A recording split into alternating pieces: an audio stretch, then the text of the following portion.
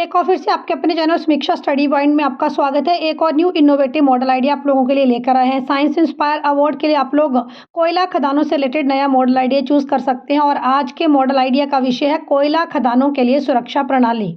देखो बेटा, कोयला खदानों में काम करना काफ़ी चुनौतीपूर्ण रहता है। जो भी कारीगर, जो भी काम करने वाले मजदूर कोयला खदानों में काम करते हैं, उन्हें कई प्रकार की चुनौतियों का सामना करना पड़ता है। ऐसा भी हो सकता है कि कभी खदान गिर जाए और लोगों की जानें तक चली जाएँ। ऐसा भी हो सकता है कि कोयला खदान के अंदर कोई हार्मफुल गैस है, मीथेन जैसी हार्मफुल गैस है और गैस की वजह से दम घुटने से लोगों की मृत्यु हो जाए। अगर कोयला खदानों में भारी बारिश का मौसम है और अंदर खदान के अंदर मॉइस्चर है, ह्यूमिडिटी ज़्यादा है, तो ऐसा भी हो सकता है कि खदान का कोई हिस्सा ढह जाए। तो कोयला खदानों में इन्हीं सब चुनौतियों को ओवरटेक करने के लिए आप लोग कोयला खदानों के लिए सुरक्षा प्रणाली विकसित कर सकते हैं और उसमें काम करने वाले मजदूरों के जीवन को और अधिक सुरक्षित बना सकते हैं। कोयला खदानों में होने वाली घटनाओं को कम कर सकते हैं। तो बेटा, सिनॉप्सिस में सबसे पहले आप लोग लिखेंगे परियोजना का विषय विज्ञान और प्रौद्योगिकी और परियोजना का शीर्षक कोयला खदानों के लिए सुरक्षा प्रणाली। परिचय में आप लोग लिखेंगे कि कोयला भारत में उपलब्ध सबसे महत्वपूर्ण और प्रचुर मात्रा में पाया जाने वाला जीवाश्म ईंधन है। कोयला प्राप्त करने के लिए इसे खदानों से खोदना पड़ता है। खदानों से कोयला निकालना एक जोखिमपूर्ण कार्य है। समय के साथ हमें ऐसी खनन प्रणाली विकसित करने की आवश्यकता है जो खदान दुर्घटनाओं को कम करने में सहायक हो।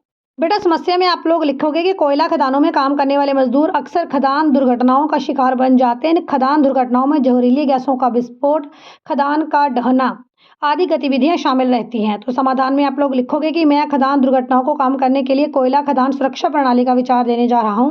इस प्रणाली का उपयोग करते हुए समय रहते कोयला खदान में गैस रिसाव, आग आदि के बारे में जानकारी खदान श्रमिकों को समय रहते दी जा सकती है और समय रहते खदान श्रमिकों को खदान से बाहर निकाला जा सकता है और हजारों लोगों की जान इस तरह से बचाई जा सकती है। बेटा, इसके बाद आप लोग मेंशन करेंगे कि आपको क्या क्या आवश्यक सामग्री चाहिए मॉडल बनाने के लिए। तो इसमें शामिल रहेगा micro controller, Arduino, wifi module, temperature sensor, smoke sensor, humidity sensor, crystal buzzer, cable और कनेक्टर, पावर सोर्स, चार्ट, गोंद, फेविकोल, कोयले के कुछ टुकड़े, प्लाईवुड और कार्डबोर्ड के टुकड़े। क्योंकि एक एडवांस मॉडल है तो इसमें आप लोगों को सॉफ्टवेयर की आवश्यकता भी पड़ेगी, यानी आपको कोडिंग की आवश्यकता भी पड़ेगी। तो लास्ट में आप लोग मेंशन करेंगे हार्डवेयर एंड सॉफ्टवेयर। अगर आप इस मॉडल को ज़्यादा एडवांस बनाना चाहते हैं तो आप यहाँ कोडिंग का उपयोग कर सकते हैं। अदरवाइज आप यहाँ टेम्परेचर सेंसर, स्मोक सेंसर आदि की हेल्प से इसकी वर्किंग को सिंपल वे में भी दर्शा सकते हैं। इसके बाद आप लोगों को मेंशन करना है इसका निर्माण। तो सबसे पहले हमने मॉडल का आधार बनाने के लिए एक प्लाईवुड का टुकड़ा लिया है और उसके चार्ट से अच्छी तरह से रैप कर दिया है। इसके बाद हमने जो भी हमारे पास हार्डवेयर कंपोनेंट है, यानी जितने भी हमारे पास सेंसर्स हैं, इन सबको हमने, आर्डिनो है, सेंसर्स है, इन सबको हमने आपस में इंटीग्रेट करना है ताकि हम लोग कोयला खदान सुरक्षा प्रणाली का मॉडल बना पाएँ। और अगर आप इसे एडवांस बना रहे हैं तो लास्ट लाइन में आप लोग लिखेंगे कि राइट द सॉफ्टवेयर कोड और upload it to the computer. Software code लिखें और इसे कंप्यूटर में अपलोड करें।